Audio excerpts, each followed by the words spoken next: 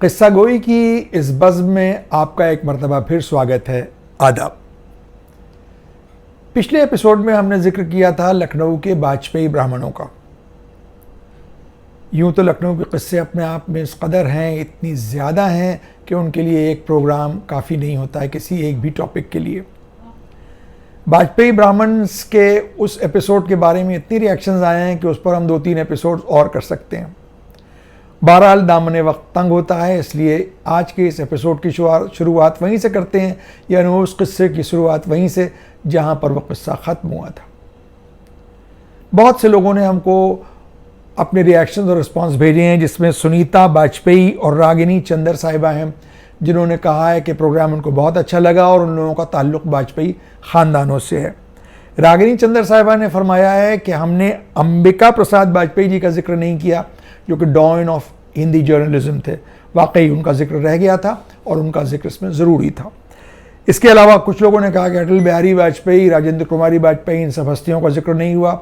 इनको तो आप सब जानते ही हैं, उनके जिक्र की कोई ख़ास यहाँ पर ज़रूरत नहीं थी। यहाँ पर 2 अशोक वाजपेयियों का जिक्र ज़रूरी है। एक तो अशोक वाजपेयी वो जो हिंदी के जाने माने साहित्यकार और कवि हैं, और एक वो जो ऑल इंडिया रेडियो के न्यूज़ रीडर थे। पुराने लोग याद करेंगे, जब आकाशवाणी की खबरें सब सुना करते थे तब अशोक वाजपेयी एक बहुत ही पॉपुलर न्यूज़ रीडर हुआ करते थे। और यहाँ पर हमें ये बताना ज़रूरी है कि वाजपेयियों के बारे में सबसे पहले करीब 45 बरस पहले हमारी मुलाकात उनसे दिल्ली में हुई थी, तो उन्होंने ही बताया था कि वाजपेयियों की उत्पत्ति रानी कटरा चौक से हुई है। अब आइए, एक और वाजपेयी का जिक्र रह गया था, यानी कांति वाजपेयी। कांति वाजपेयी सर गिरजा शंकर वाजपेयी साहब के पोते हैं, यानी ग्रैंडसन हैं, और बहुत मशहूर लिटरेरी क्रिटिक हैं और इंडो चाइना रिलेशंस पर अथॉरिटी माने जाते हैं। उनका भी जिक्र यहाँ पर ज़रूरी है।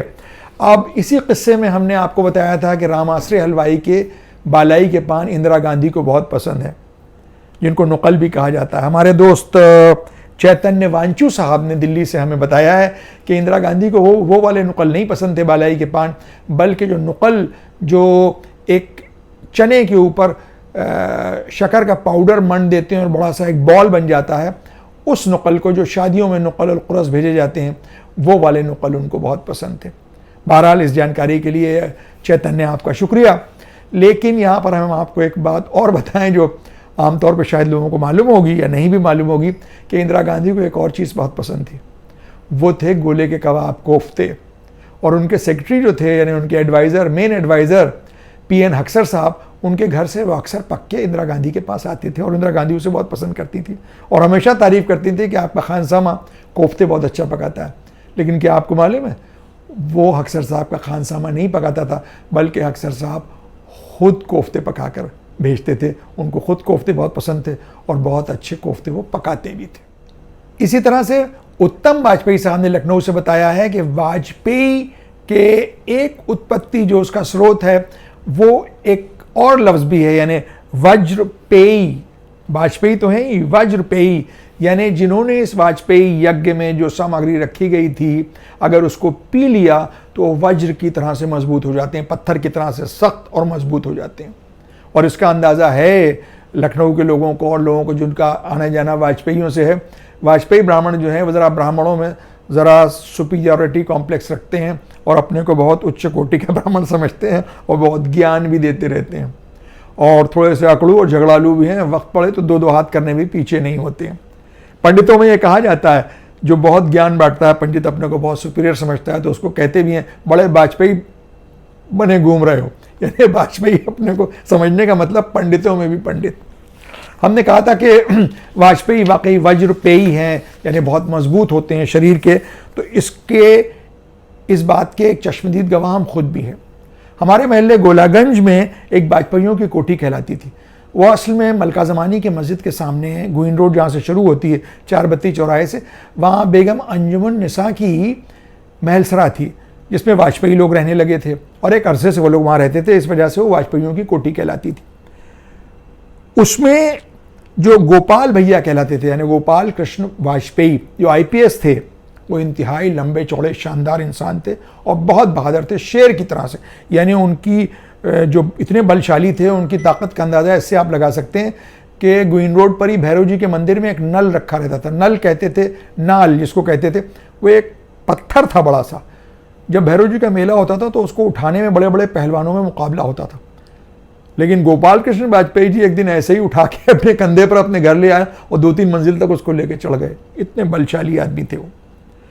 उनका एक वाकया बड़ा मशहूर है। एक तो ये भी इसलिए भी जाने जाते हैं कि एंटी डिकॉइटी और ये जितने गिरोह थे जो इंटर स्टेट ऑपरेट करते थे, उनकी दबिश में वो सबसे पेश रहते थे और बड़े बड़े बदमाशों का और बड़े बड़े गिरोह बंदुओं का उनसे दम निकलता था। लेकिन उस ज़माने के एक मशहूर डाकू थे, जिनको उस ज़माने में डाकू नहीं कहते थे बल्कि कहते थे राजा मान सिंह। आगरा इलाके में बीहड़ में बहुत एक्टिव थे।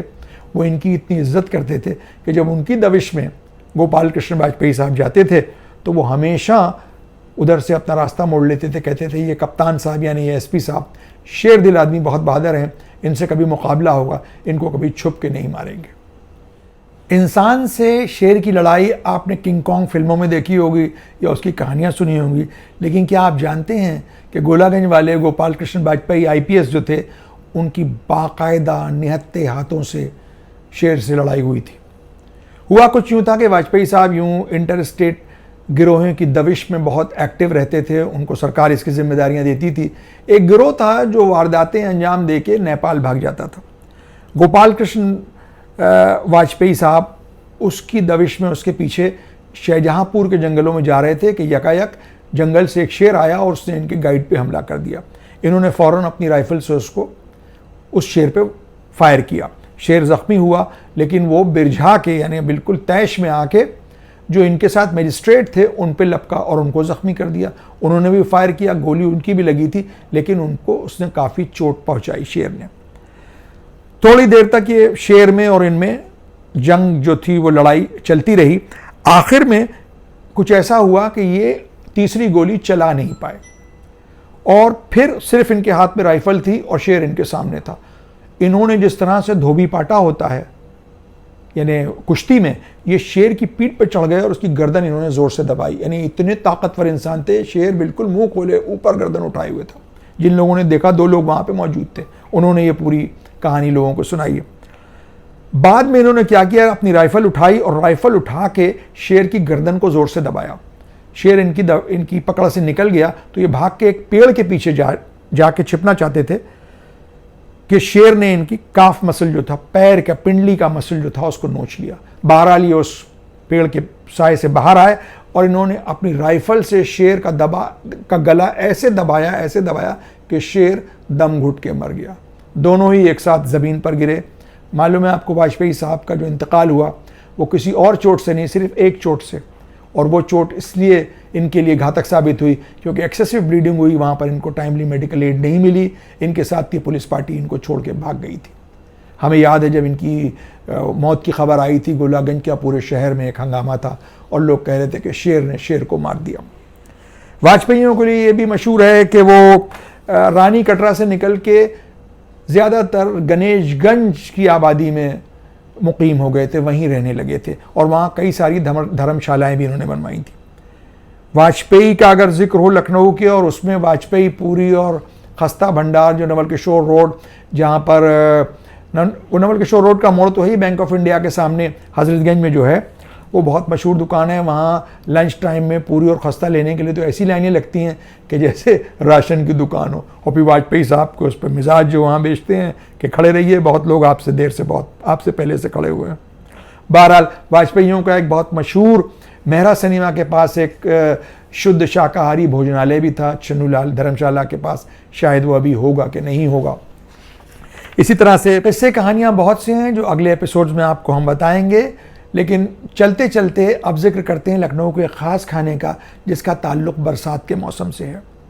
वो है बिरही पराठे। बिरही पराठे एक किस्म की नमकीन पूरन पोरी जैसी होती है और इसमें मीठी चीज़ भरने के बजाय इसमें चने की दाल का भुर्ता भरते हैं और इसको उल्टे तवे पर, यानी जो रूमाली रोटी की तरह, जिसको हम लोग लखनऊ में चपाती कहते हैं, उस तरह से इसको सेकते हैं और उस पर घी या तेल वगैरह लगा देते हैं और उसके बाद उसको खाया जाता है चने की दाल के भुर्ते, भीगी हुई प्याज जो सिरके में भिगोई जाती है और महीन महीन कतरी हुई मिर्चों के साथ। ये शायद अकेला खाना होगा जो एक अन्न को एक ही अन्न से खाते हैं, यानी चने की दाल के भुर्ते को चने की दाल के भरे हुए पराठों से खाते हैं। इस खाने को लखनऊ वाले तो इस मौसम में एंजॉय कर ही रहे होंगे। जैसा कि इन पराठों के नाम से ही जाहिर है ना, बिरही पराठे, इनका ताल्लुक़ शायद उस ज़माने से होगा कि जब लोग बारिश के मौसम में एक दूसरे से बिछड़ जाते होंगे और उनके बिरह, उनके वियोग और फिराक में लोग इस तरह के पराठे पका के खाते होंगे। ये पराठे इस मौसम में बहुत एक पॉपुलर डिश है जो लखनऊ के आम घरों में पकती ज़रूर है। कम से कम एक मरतबा बारिश के मौसम में ज़रूर ये पकाया जाता है।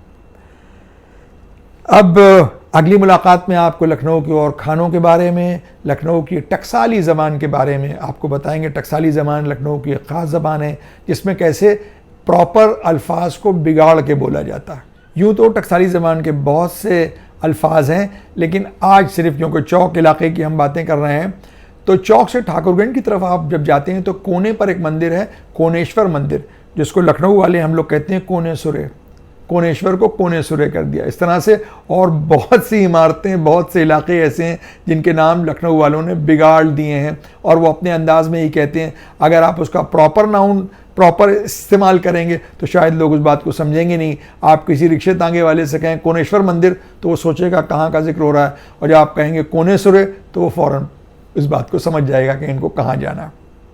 अगली मुलाकात तक इंतज़ार कीजिए लखनऊ की और दिलचस्प वाक़यात, कहानियों, क़िस्सों, महलों, खानों के ज़िक्र का। लेकिन उससे पहले एक गुजारिश एक मरतबा फिर जो आपसे हम हमेशा करते हैं कि अपने इस चैनल कल्चर बाज़ार को आप देखें, इस पर कमेंट्स दें और इसको सब्सक्राइब ज़रूर करें और अपने दोस्तों से भी इसको सब्सक्राइब करें। ये चैनल आपका ही है। इसी गुजारिश के साथ अब आपसे इजाज़त, अगली मुलाकात तक के लिए, तब तक आदाब।